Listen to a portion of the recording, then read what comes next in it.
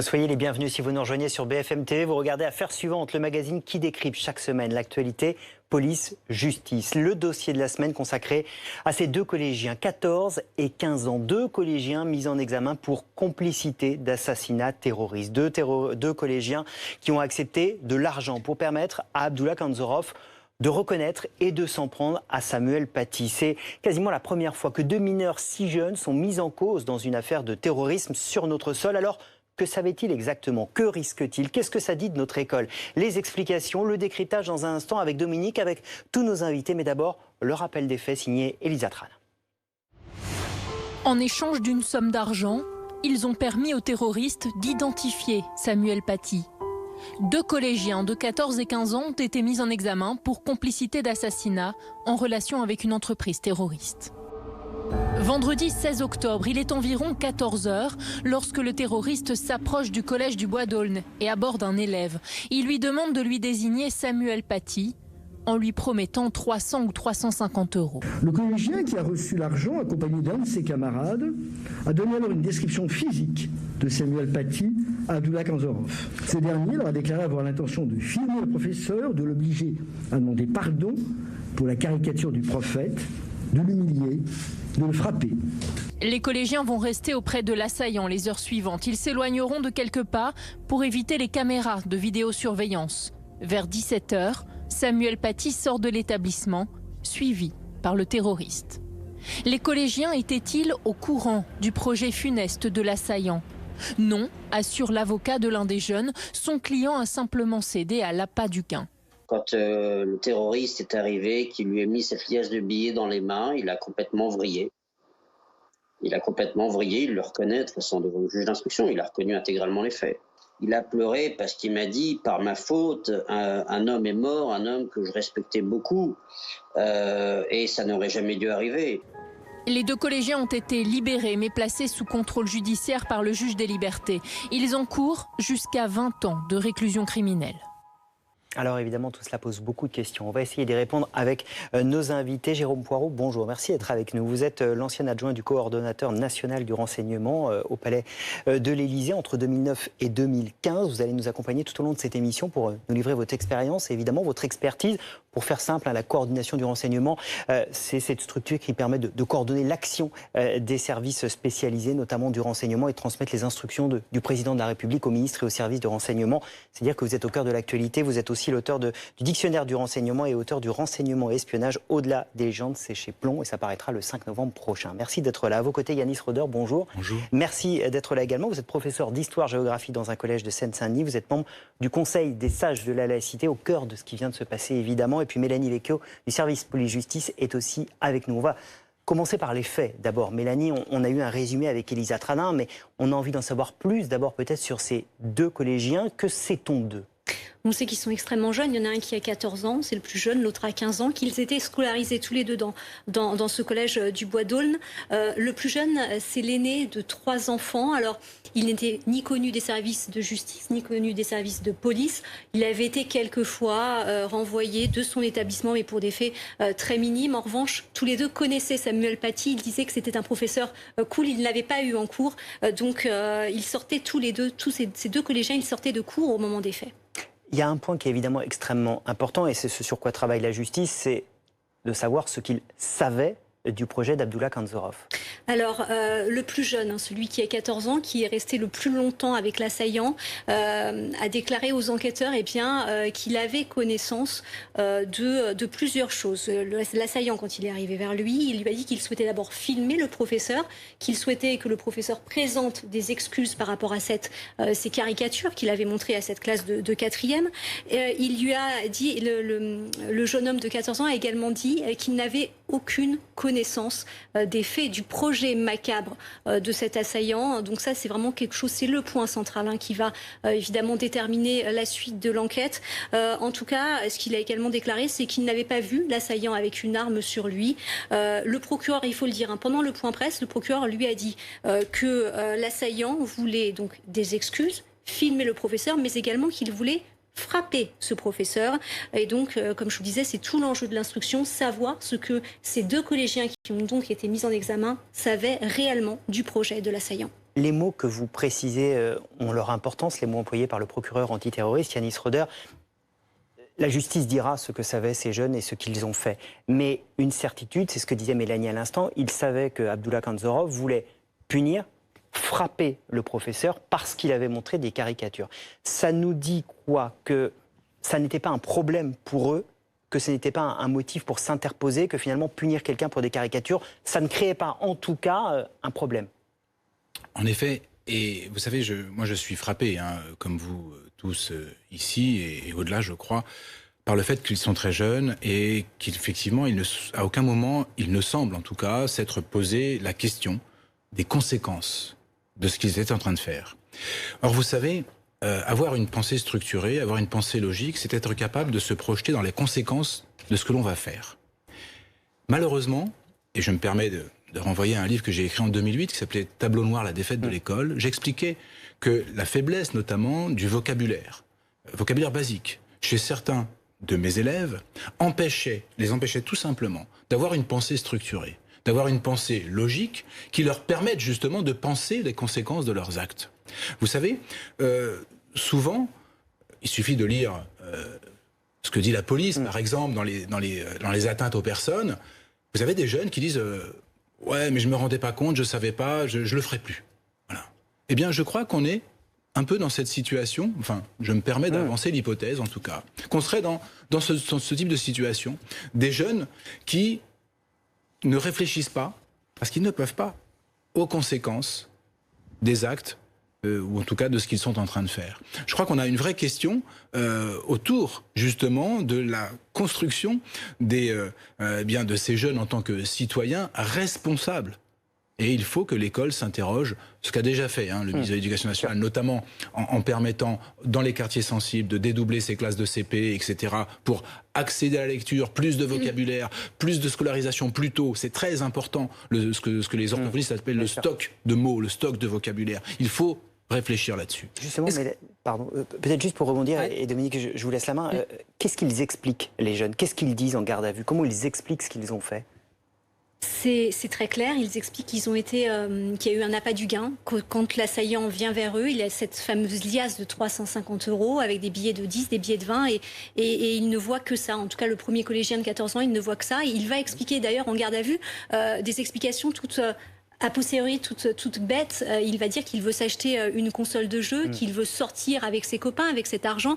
C'est comme ça véritablement qu'il va expliquer pourquoi est-ce qu'il a accepté cet argent, pourquoi est-ce qu'il a désigné ce professeur.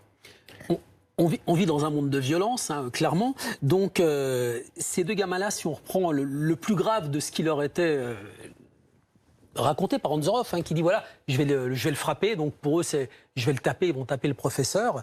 Est-ce qu'on peut imaginer que les gosses, ces deux gosses, se sont arrêtés là, à ça?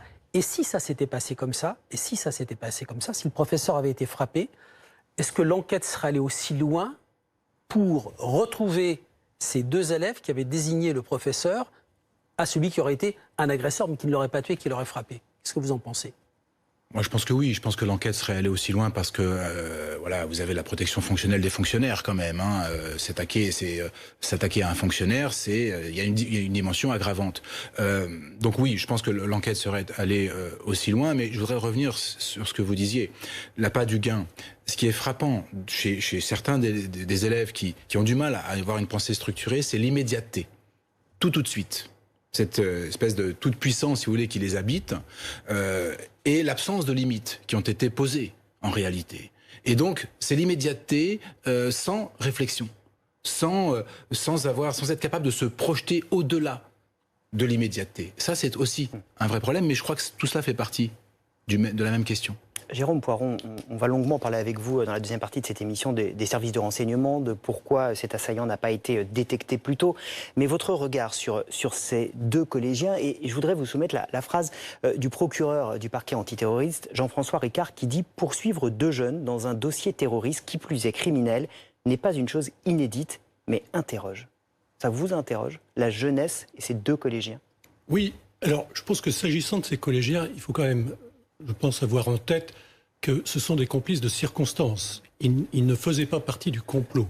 Et c'est ça qui est assez, je crois, machiavélique et effrayant, c'est que le terroriste qui a commis cet acte a pensé qu'il allait trouver des personnes qui allaient lui désigner sa future victime. Donc ça montre à la fois sa détermination, son audace, et le fait qu'il avait sans doute la certitude de pouvoir trouver ses complicités. Il est vrai qu'en les achetant, il augmentait ses chances. Alors, de poursuivre des mineurs dans des affaires terroristes, non. Mais si ça n'est pas inédit, évidemment, le procureur national antiterroriste... Aussi jeune, je n'en ai pas mémoire. Il y a eu un mineur de 13 ans qui avait été, c'était de mémoire en 2017, qui avait été poursuivi lors de la fête de la musique. Qui avait sur Telegram, sur les réseaux sociaux, qui avait indiqué sa volonté de s'en prendre à des gens dans la rue.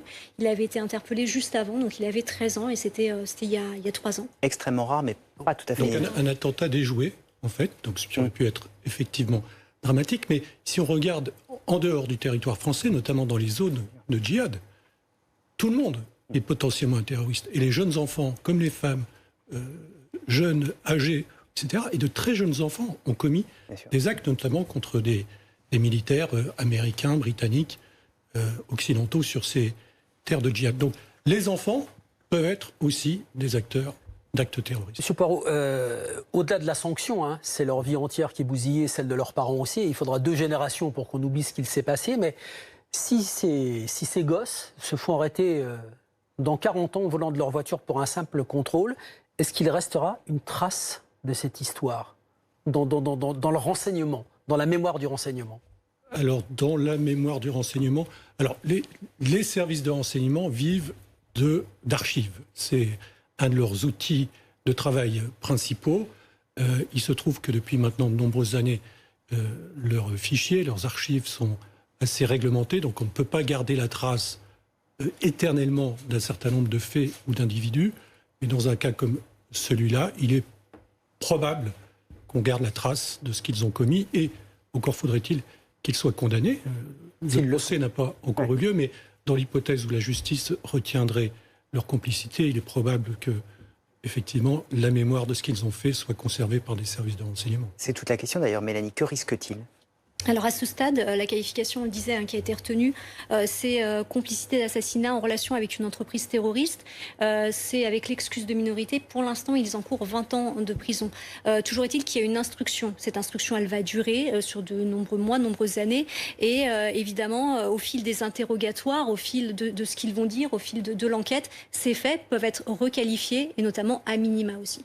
Yanis Schröder, cette semaine, il y a évidemment, on est 8 jours après la mort de Samuel Paty. À Toulouse, une lycéenne de 16 ans a été mise en examen après avoir insulté une enseignante parce qu'elle avait parlé du voile. À Besançon, une étudiante en biologie, elle a 19 ans, a écrit sur Facebook « Samuel Paty méritait de mourir ». Elle s'est repentie par la suite sur ce même réseau social, mais le tribunal correctionnel de Besançon l'a condamnée à 4 mois de prison avec sursis. Qu'est-ce que ça nous dit aujourd'hui de l'âge de ces jeunes et de cette perméabilité aux questions religieuses? Vous savez, moi je fais l'histoire. Hein.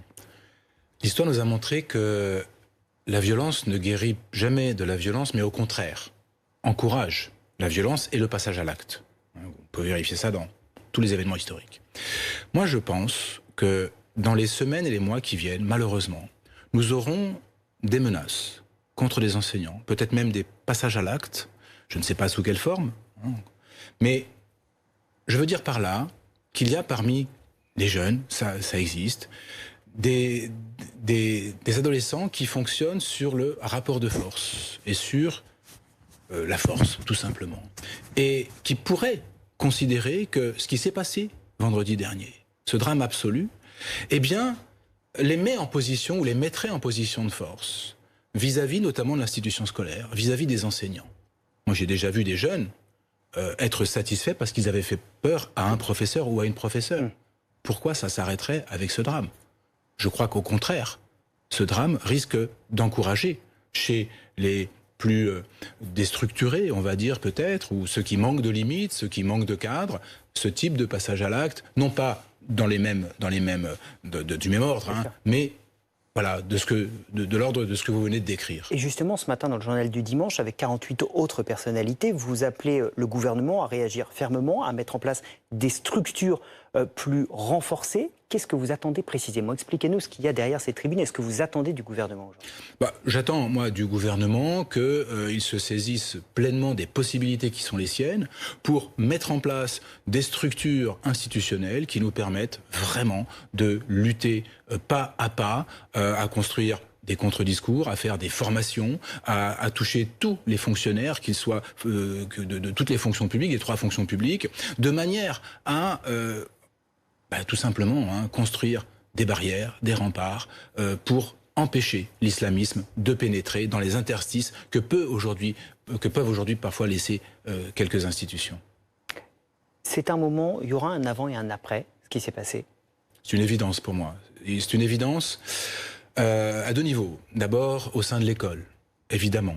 Tous les professeurs, quels qu'ils soient, considèrent déjà qu'il y a un avant et un après. Et encore plus, je pense à mes collègues professeurs d'histoire-géographie, mais aussi de philosophie, de lettres, qui sont amenés à parler de la liberté d'expression.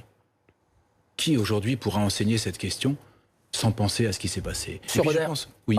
Et je pense, un deuxième temps, est-ce qu'il y aura un avant et un après pour l'ensemble de la société?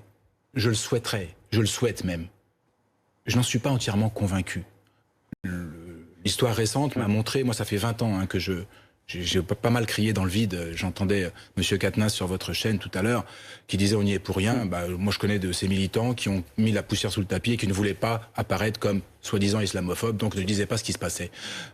J'espère que cette fois, on a ouvert les yeux. Monsieur Roder, rapidement, est-ce qu'on verra un jour des professeurs arriver à l'école avec une escorte, avec 2 policiers, comme on voit des journalistes protégés, des hommes politiques protégés? Est-ce qu'on verra ça un jour? Ce serait pour moi une immense défaite en réalité. Une immense défaite. Je ne l'exclus pas, je ne sais pas. Je vois bien qu'il y a des personnalités qui sont aujourd'hui protégées. Il y a un professeur de philosophie qui s'appelle Robert Decker, qui est sous protection policière depuis des années. Voilà, dans l'indifférence absolue d'ailleurs. Donc je ne l'exclus pas, je ne le souhaite pas, parce que cela marquerait, je crois, quelque part notre défaite. Et en même temps, c'est aussi, c'est aussi la réalité dans laquelle nous sommes, c'est-à-dire que nous sommes entrés dans une époque de combat. Et ce combat, malheureusement, je crois qu'il peut aussi être physique. Merci beaucoup Yanis Roder, plateau d'affaires suivante. Merci beaucoup Mélanie Vecchio pour toutes ces explications, ces précisions, ces faits sur cette enquête en cours. Jérôme Poirot, vous restez avec nous puisque dans un instant on va continuer à s'intéresser à cette enquête après l'assassinat barbare de Samuel Paty avec une question simple. Est-ce qu'il y a eu une défaillance des services de renseignement? On peut se la poser cette question car Abdullah Kanzorov, l'assaillant, s'était radicalisé depuis au moins 6 mois. Son comportement avait changé. Il avait posté sur les réseaux sociaux des messages extrêmement inquiétants. Alors pourquoi les services de renseignement sont-ils passés à côté de lui? Les explications, toutes les informations, les détails, le décryptage, c'est dans un instant.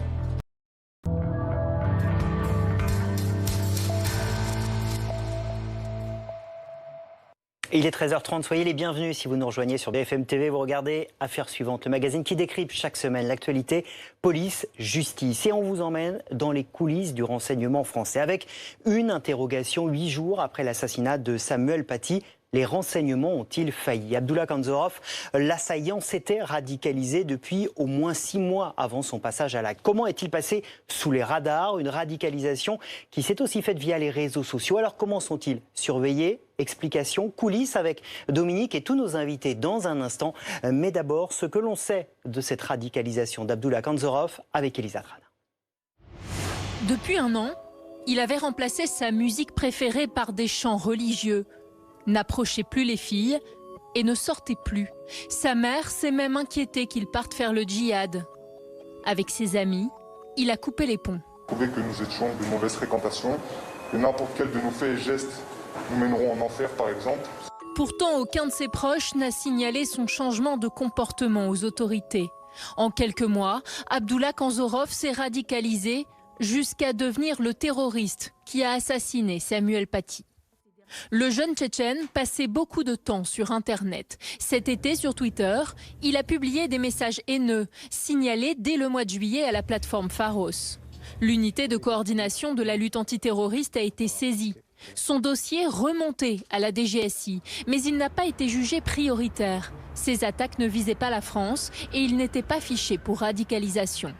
Viendra ensuite la publication d'un montage montrant une tête coupée, puis des échanges sur un autre réseau en septembre. Le terroriste a écrit sur Instagram en russe à une personne qui se trouve être en zone de combat en Syrie. Il lui a parlé du statut de martyr avec la religion musulmane. Il lui a parlé également du fait de quitter la France et il lui a annoncé clairement sa détermination à combattre. En octobre, le terroriste s'intéresse à une vidéo publiée par le père d'une élève du collège du Bois d'Aulne. Ce dernier se plaint de l'attitude d'un professeur qui aurait selon lui stigmatisé les musulmans et montré des caricatures du prophète. À au moins 3 reprises, les deux hommes échangent par téléphone et par la messagerie WhatsApp. Dernier appel le 13 octobre. Là encore, le suspect échappe au radar du renseignement. 3 jours plus tard, il passe à l'acte. Ce scénario très précis, évidemment, nous pose beaucoup de questions sur le travail des renseignements. On va le décortiquer avec nos invités. Jérôme Poirot, merci d'être avec nous. Je rappelle que vous êtes l'ancien adjoint du coordonnateur national du renseignement au Palais de l'Élysée entre 2009 et 2015. Pour faire simple, pour ceux qui ne connaissent peut-être pas tous les arcanes de l'organisation de la lutte contre le terrorisme, c'est cette structure qui permet de coordonner les différents services, les services de renseignement et de transmettre les instructions passées par le président de la République aux ministres et aux services de renseignement. Votre expérience, évidemment, est précieuse pour comprendre ce qui s'est passé. À vos côtés, Driss Ait Youssef, bonjour, on est ravis de vous accueillir. Vous êtes le président de l'Institut Léonard de Vinci, docteur en droit public, spécialiste des questions de sécurité. Puis Xavier Desmaisons, bonjour, merci d'être là. Vous êtes président du cabinet de conseil en communication Antidoc, spécialisé dans le digital, président de l'association civique FAB, dédiée à la lutte contre la haine en ligne. C'est évidemment une des grandes questions du moment. Alors j'aimerais qu'avec vous, on reprenne véritablement ce scénario très précisément, parce qu'on a beaucoup de questions à se poser, beaucoup de points à éclaircir. Et d'abord, on l'a vu dès l'été dernier, c'est-à-dire qu'il y a quelques mois maintenant, cet individu, Abdullah Kanzorov, avait publié sur Twitter des messages qui très clairement évoquaient sa radicalisation, des messages qui ont été transmis à la plateforme Pharos. Et on se demande pourquoi il ne s'est rien passé entre les deux. D'abord, peut-être un point de pédagogie, Dominique. La plateforme Pharos, on rappelle peut-être de quoi il s'agit? Oui, Pharos, alors des initiales, P-H-A-R-O-S, plateforme H, harmonisation, d'analyse, de recoupement et d'orientation des signalements. Elle a été créée en 2009, elle permet de signaler en ligne des contenus et des comportements illicites. On envoie un mail et on a une réponse. Des tweets d'Abdullah Kanzorov signalés à la plateforme Pharos et il ne se passe rien. Pourquoi? J'exagère quand je dis il ne se passe rien, c'est ça que vous alliez me dire. Oui, on peut comprendre effectivement que ça crée de l'émotion, que ce terroriste qui était un peu connu n'ait pas été suivi de manière très très attentive et que l'acte qu'il a commis n'ait pas pu être empêché.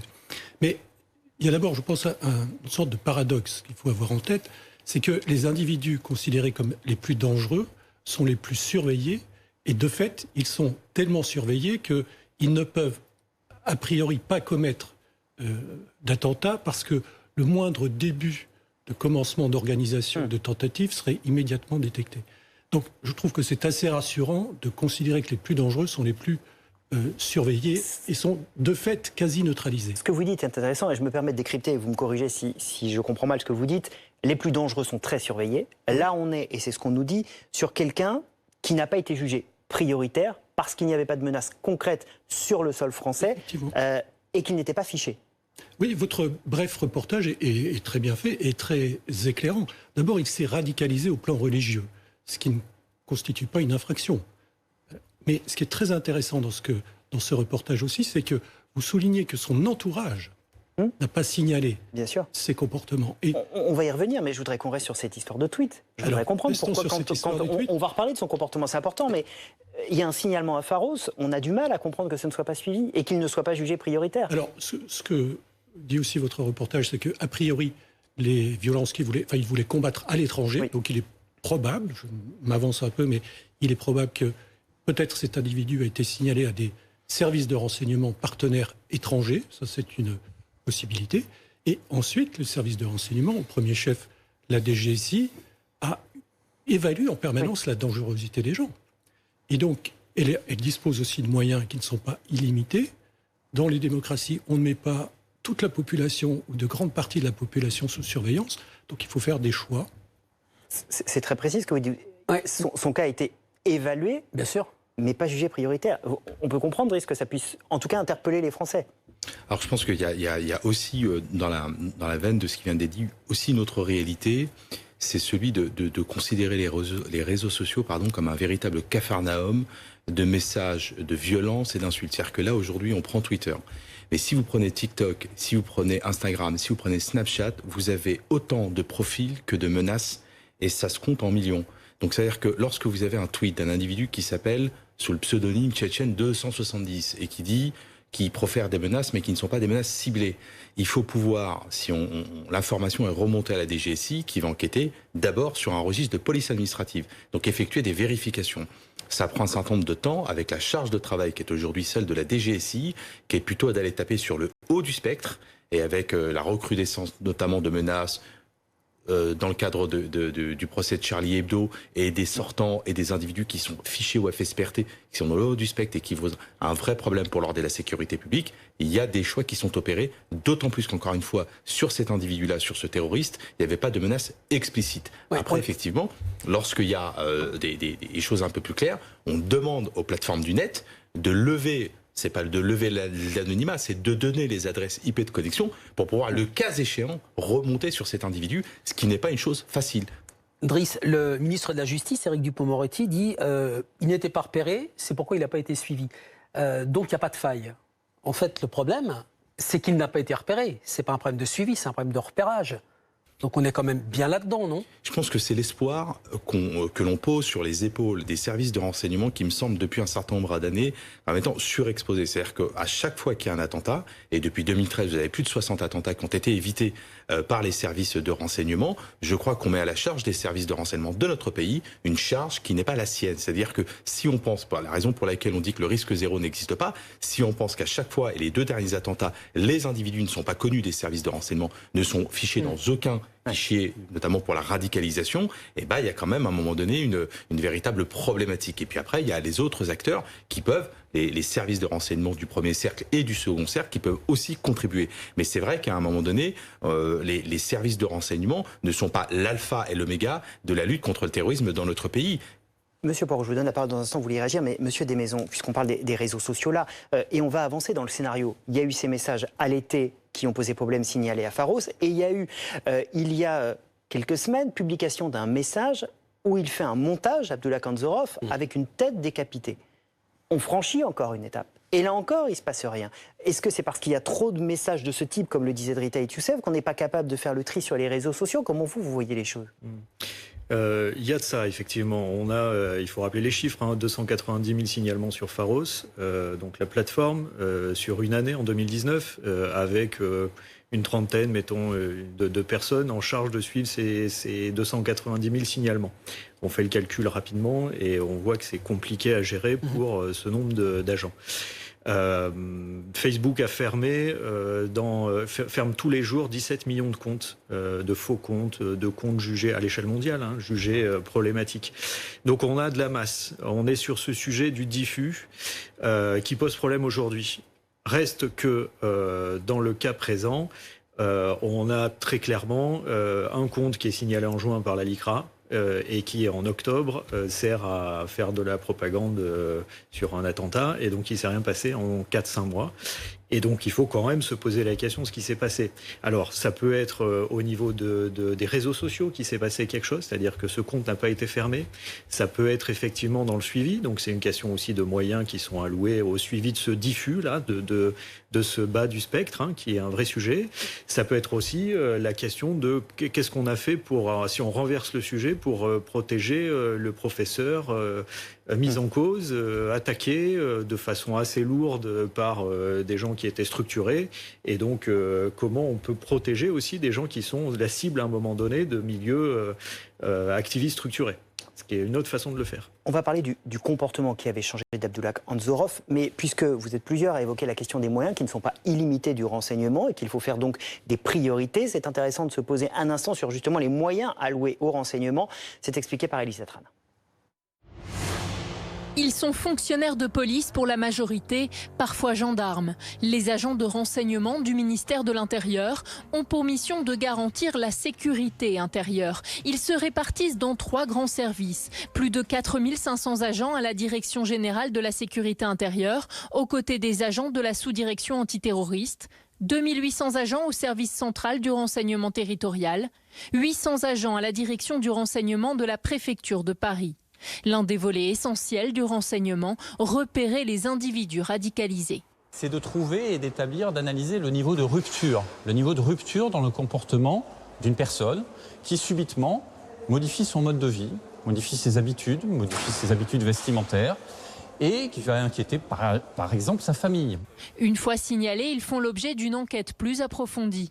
Elle vise en fait à environner la personne qui a été signalée, à profiler un petit peu la personne qui a été signalée pour anticiper, et elle va se caractériser par un suivi précis, par des moyens techniques ou des moyens humains. Aujourd'hui, 8132 individus sont inscrits au fichier des signalements pour la prévention de la radicalisation à caractère terroriste. Les services de renseignement, ils en font arrêter plusieurs dizaines par an. Combien vous avez déjoué d'attentats depuis 32 attentats déjoués depuis 2017.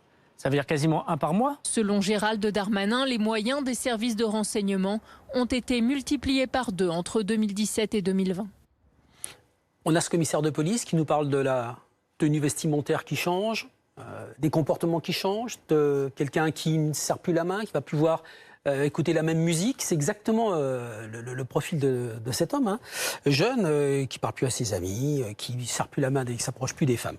Donc, il y a cette plateforme de signalement qui avait été mise en place. Et dans cette plateforme de signalement, je crois qu'au moins dans 80% des cas, c'est vers 2015, 80% des cas, ce sont les familles elles-mêmes qui signalent la radicalisation de l'un des leurs. À l'époque, c'était de peur qu'ils ne partent en Syrie. Comment se fait-il que cette fois-ci, personne n'ait bougé? Vous entendez par la personne dans son entourage? Dans son entourage.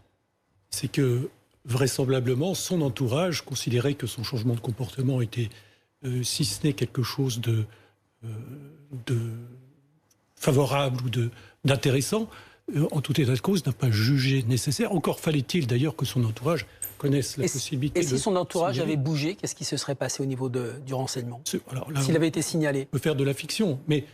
Non, mais qu'est-ce qui se passe dans ces cas-là? Si la famille dit « mon fils se radicalise, j'ai peur, je vous le signale, plateforme de radicalisation », qu'est-ce qui se passe? Ce qui a été expliqué par le commissaire et ce qui a été expliqué par vos autres invités, c'est-à-dire qu'il y a une évaluation qui est faite avec aussi objectif que possible, c'est-à-dire l'individu est-il dangereux?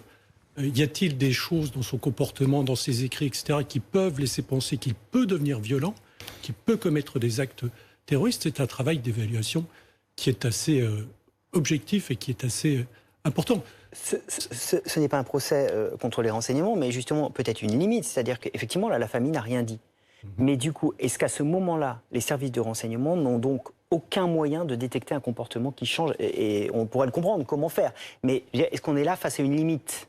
Non, je pense que les services de renseignement ont d'autres moyens de procéder à des détections de radicalisation, notamment dans des lieux de culte, notamment dans des lieux culturels, notamment dans des associations sportives. Donc il y a quand même le renseignement humain, le renseignement électronique qui marche très très bien. Et d'ailleurs, il faut se féliciter de nombreuses reconduites à la frontière ou de fermetures de lieux de culte ou de lieux culturels. C'est aussi parce que les notes blanches qui sont produites par les services de renseignement, à l'appui de la demande administrative, sont extrêmement bien étayées. Donc ça, c'est aussi à mettre sur le compte des services de renseignement. Et puis ensuite, il y a effectivement ces groupes départementaux. Si on n'a pas un signalement de l'entourage proche qui remonte aux groupes départementaux d'évaluation, ensuite, en fonction de la nature de l'individu, de son parcours, soit c'est la DGSI chef de file, lorsque c'est un profil assez capé, ça veut dire qui a fait par exemple 5, 6, 10 ans de prison pour braquage, ou alors qui s'est rendu dans un théâtre d'opération terroriste extérieure, ou alors lorsque c'est de basse intensité, plutôt le renseignement territorial qui va prendre en charge le suivi de cet individu et un peu son entourage. Mais c'est quelque chose qui ne peut pas se faire comme ça par magie.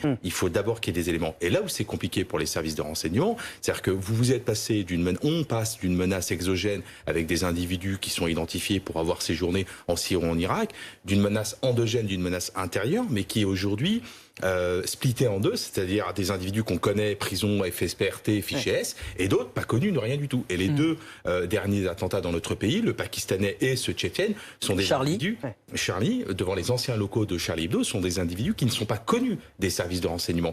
Donc à un moment donné, vous allez avoir aussi là une difficulté de détection et de prise en charge de ces individus. Grande difficulté. Là, il y a quand même un élément en plus, et avant de vous donner la parole, c'est qu'il y a quand même eu des échanges. C'est le dernier volet de ce scénario qui nous interroge, c'est qu'il y a eu des échanges entre Abdullah Kanzorov et un djihadiste russophone en Syrie, via les réseaux sociaux d'abord. Ils ont échangé. Et là aussi, ça passe a priori sous les radars. Manifestement, le sujet n'est pas suivi. Alors, dans la masse de l'information et dans la masse de la conversation sur les réseaux sociaux, on a encore des limites pour veiller ces espaces-là. On a des limites pour veiller ces espaces parce que, y compris quand c'est en ouvert absolu sur Twitter, où on pourrait avoir la donnée, qui est donnée par les réseaux sociaux, et on a limite quand ces réseaux ne donnent pas la donnée. Vous prenez Facebook, vous prenez Snapchat, les données, vous les aurez pas. Vous ne savez pas ce qui se passe. Monsieur Desmaisons, vous disiez tout à l'heure 17 millions de comptes Facebook fermés chaque jour, c'est ça ? C'est ça. Alors, qu'est-ce qui ferme les comptes ? Est-ce qu'il y a un robot qui voit une image qui ne doit pas être montrée, un mot qui ne doit pas être prononcé ? Comment ça marche ? C'est des humains ou c'est des machines qui ferment les comptes ? Un peu des deux. Beaucoup de machines, parce qu'à 17 millions, vous pensez bien. Alors, Facebook a embauche, tous les réseaux sociaux, plus ou moins. Certains font moins que d'autres, mais embauche à l'échelle mondiale pour suivre tous ces comptes, les fermer, les évaluer. Vous avez des modérateurs qui sont embauchés pour surveiller ce qui est en ligne. Et puis après, vous avez des algorithmes. Là, toute la question, c'est qu'on ne sait pas comment fonctionnent ces algorithmes. Ces algorithmes ont du mal à détecter ce qui relève de la haine, ce qui relève de la violence, ce qui relève de radicalisation ou de colère. Et donc, c'est extrêmement difficile à faire de façon automatique. Et on n'a pas... tous, collectivement, on n'a pas forcément envie que les algorithmes faits quelque part par des ingénieurs américains ou chinois décident de ce qu'on a le droit de dire en France. Des choses qu'on n'a pas le droit de dire, c'est tout simple. C'est l'un des enjeux d'ailleurs des projets en cours pour mieux encadrer les réseaux sociaux sans entraver la liberté d'expression sur ces réseaux sociaux. Je voudrais juste, parce que vous aviez envie de réagir, mais là on a revu tout le scénario. On évoque encore à l'instant ces échanges avec ce djihadiste syrien. Est-ce que quand même tout ça mis bout à bout, et on se pose la question franchement, ne montre pas qu'il y a eu une faille, qu'il y a eu un problème, qu'il y a quelque chose qui a dysfonctionné ? Non, je ne crois pas, mais il faut avoir en tête, vraiment à l'esprit, un certain nombre de considérations. D'abord, souvent, et c'est vraisemblablement le cas ici, l'enquête le déterminera, elle débute, souvent, et c'est ça une grande difficulté, la décision de passer à l'acte est prise très peu de temps avant que l'attentat lui-même soit connu. Mais si on fait un peu de science-fiction, si on prend le cas que vous décrivez, c'est-à-dire la publication de ces images, qui effectivement sont des images qui ne devraient pas être publiées. Imaginons que ça soit signalé, qu'on décide de mettre sous surveillance cet individu, et que cette surveillance, pendant plusieurs semaines, ne montre rien de dangereux. C'est-à-dire que la personne est radicalisée, elle publie un certain nombre de choses, mais il n'y a aucun élément qui va permettre de considérer qu'elle est véritablement dangereuse. Eh bien, cette surveillance s'arrêtera à un moment donné et d'autres personnes seront surveillées. Dit autrement, il y a un certain nombre de personnes qui ont pu avoir le même comportement que ce terroriste, qui ont fait l'objet de surveillance, mais qui, objectivement, ne sont pas apparues comme dangereuses et qui, les faits le montrent, n'ont pas commis d'attentat. Et ça concerne des centaines et des centaines de personnes. Et il faut être aussi vigilant à ne pas faire un déport de responsabilité. C'est-à-dire qu'aujourd'hui, on dit il y a eu une faille de renseignement si les services de renseignement n'ont pas détecté ce compte, etc. Je pense qu'aussi les plateformes, les entreprises du net ont aussi une responsabilité. Parce qu'il ne suffit pas, à un moment donné, de dire il faut recruter dans la plateforme Pharos, il faut recruter encore plus d'agents pour faire le travail des entreprises du net. Elles sont aussi, d'une certaine manière, responsables du contenu qui est publié sur leur plateforme. Et donc, alors, il y a aussi des considérations économiques. Vous direz, vous, que c'est la liberté d'expression. D'autres diront, mais on est dans des considérations économiques parce que nous avons envie de recruter des community managers qui vont scruter les comptes, qui vont aussi faire ce travail de suppression de comptes et d'alerte. C'est aussi de leur responsabilité. Donc à un moment donné, le déport de responsabilité, il doit aussi se jouer un petit peu à la lumière des enjeux. Prenez l'affaire Mila. Pour terminer, l'affaire Mila, cette jeune adolescente qui a fait l'objet d'innombrables menaces de mort, et sur les milliers de menaces de mort dont elle a fait l'objet, un seul individu, à ma connaissance, a été condamné. C'est pour vous dire le travail extrêmement difficile qui est de lever cet anonymat derrière les réseaux sociaux, surtout quand vous disposez aujourd'hui de VPN qui vous permet de connecter par un autre pays. C'est extrêmement compliqué pour les services de renseignement, à un moment donné, de prendre un individu qui n'est pas connu, qui agit sous un pseudo, avec une menace qui n'est pas tout à fait identifiée, dans un laps de temps extrêmement court, parce qu'à partir du moment où il y a eu ça et la mise à mort de Samuel Paty, il s'est passé moins d'une semaine. Monsieur Desmaisons, rapidement, mais est-ce que le gouvernement s'est saisi de ce dossier des géants du net ? Est-ce que selon vous les choses vont bouger, peuvent bouger ? Alors, il y a des réponses à court terme et il y a des réponses à moyen terme. Il ne faut pas surréagir quand on est dans une situation où émotionnellement on a été frappé. Donc, à court terme, il y a des choses qui sont en cours. Il y a un premier sujet qui était... cet enseignant a été montré comme une cible dans une stratégie globale de ce qu'on appelle le name and shame sur les réseaux sociaux, qui est une pratique. L'adresse. On dénonce quelqu'un, on le pointe à l'opprobre public et on dit allez le chercher à son école ou allez le chercher dans son adresse. C'est une méthode qui aujourd'hui est utilisée par beaucoup de militants dans tous les secteurs et qui a peut-être sa vertu dans certains cas, qui a une vertu de liberté d'expression et qui est dans certains cas est potentiellement criminel. Et donc, notamment quand il y a une adresse qui est donnée ou une incitation à aller à avoir un acte de violence. Là-dessus, il y a quelque chose qui est en train d'être fait. Le gouvernement est en train de légiférer ou annonce une législation. Mais toute la question, c'est est-ce qu'elle pourra être après mise en place? Avec quels moyens elle sera mise en place? C'est le débat des prochaines semaines et le travail du gouvernement, effectivement. Merci beaucoup à vous trois d'amis sur le plateau d'Affaires suivantes. C'était passionnant de vous avoir pour décrypter les coulisses de ce scénario malheureusement macabre de l'assassinat de Samuel Paty. On se donne rendez-vous dimanche prochain pour un nouveau numéro d'Affaires suivantes.